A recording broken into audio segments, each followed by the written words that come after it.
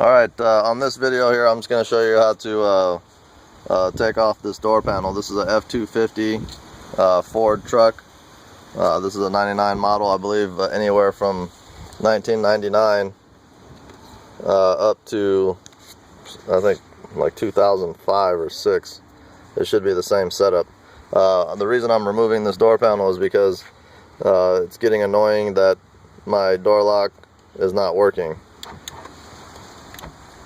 So I'm hitting the switch there. It sounds like it's trying to go down, but nothing happens.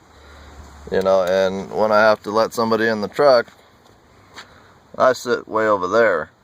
So I have to pick this center console up, reach all the way across, and hit the door here to unlock it. It's getting pretty annoying. It's been like that for a few months. The door lock actuator, I've already picked one up. This is what it looks like. Just picked that up at the local parts store. I think it was like $35. The process, the first step in removing the door panel is usually I start off on this little plastic pillar piece, and this is what it looks like when it's intact. You take it out, and it just has these two metal clips that go into the body here. So you just pry that off. Then, second step, I'll come to this switch bezel. And it has a little clip here, so you don't want to pry up from here and snap this clip off. If you do that, then this thing won't sit right, and you'll have a floppy piece that just flops around. What you want to do is go after the clip that's on this side, and it's right in this area here. So take a little flathead and pry up right in this area, picks this piece up, and then you simply slide that forward. Now also there's going to be two plugs, one for your power window switch obviously, and also another one which is the door lock switch, and I've already unplugged those. So you want to take these off. As soon as you get this bezel trim piece off, you're going to see a 7mm nut. I'm sorry, a screw. I've already went ahead and pulled it. Just looks like that. Right in that corner area there. You don't want to start prying up on this before you do that. Also, the last 7mm screw is going to be right underneath this cover here. There's a little reflector down here, and it's going to be basically right in that corner. So you take that 7mm off, and now your door panel is free. And what you do is you just grab it from the bottom and slide it up. Okay, so now your door panel is off.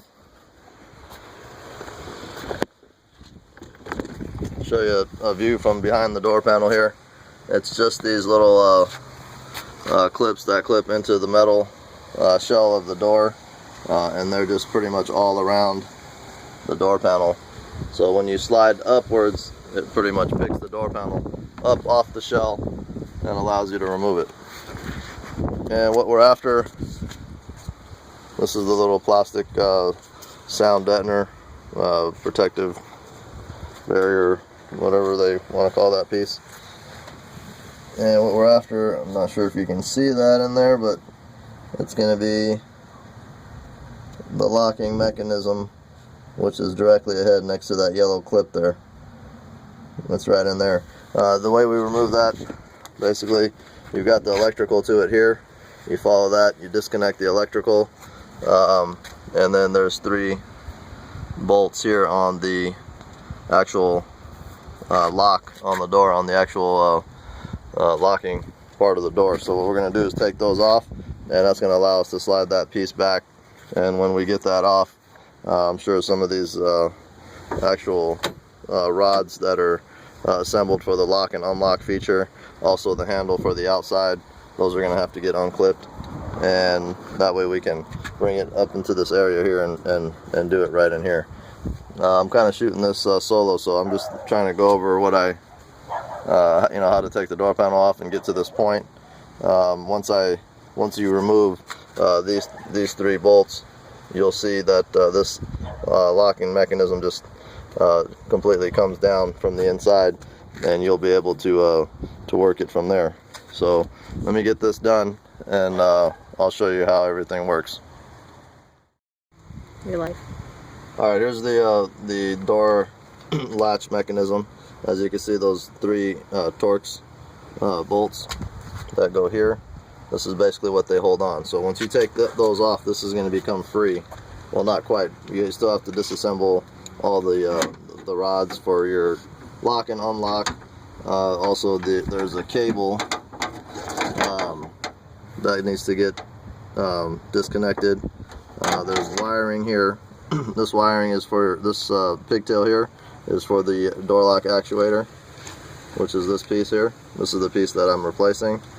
Okay, and then this electrical here is for your this is for the light on the dash that shows you your door is ajar light. I won't lie, this piece is kind of tricky to maneuver out. A lot of these rods here, they curve into place, and they're pretty tricky. It was pretty tricky getting this out. It took me a solid probably 10 minutes. But anyways, I'm just going to show you how this is the new assembly. And it's a little bit different than the old one. It's just a different design, but it works just the same.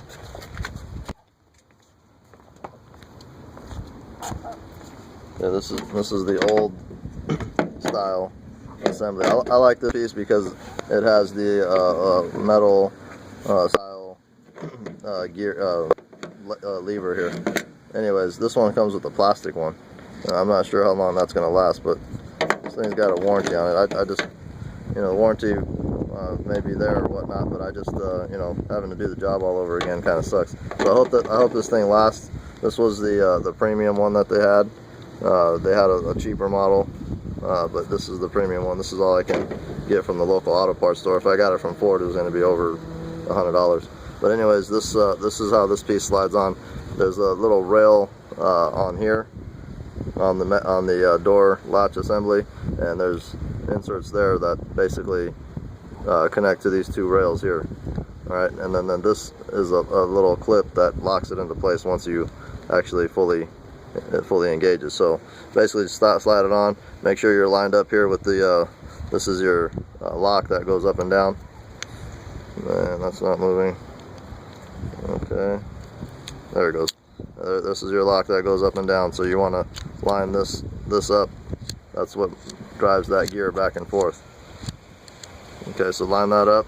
Gonna slide right into place, and then you hear a little click. So now that that's in there, every time you lock and unlock the door, this gets a signal here, positive, negative, reverses the motor back and forth, and basically just moves that much. Okay, and that's basically this piece assembled. Now I'm going to go ahead and reverse everything and put it back into the truck. Like I said, this is one of the rods here, goes in here. The cable feeds right in this lever here, and I'm going to get this put back in the truck. There's another one here for the actual door lock that locks and unlocks the doors. This is going to be kind of tricky to put in, and I can't really video it because it's in a tight jam. So what I'm going to do is basically just give you what I can at this point, and that's it. This is the new style of actuator, and I've already tested it and it works just fine. Alright, so if you have any questions, just put those up on my message in the messages area there, and I'll check them out. Alright, till next time.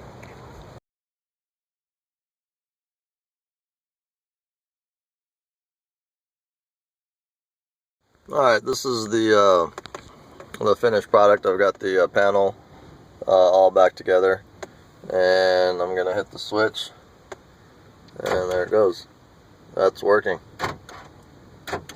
There it is, working. The only thing that sucks now is this one on this side starts acting ridiculous on me. So I'm hitting the switch, and that's all it's doing. It barely is budging, so I have to do this one now. Anyways, that's a pretty quick little session on what it takes to change out these actuators. It's a little tricky, but not too bad. Just have some patience with those little connecting rods that go in there for the handle and the locking mechanism. And it was probably about, I don't know, I think you can get it done in about 30 minutes. Alright, I'll see you on the next videos.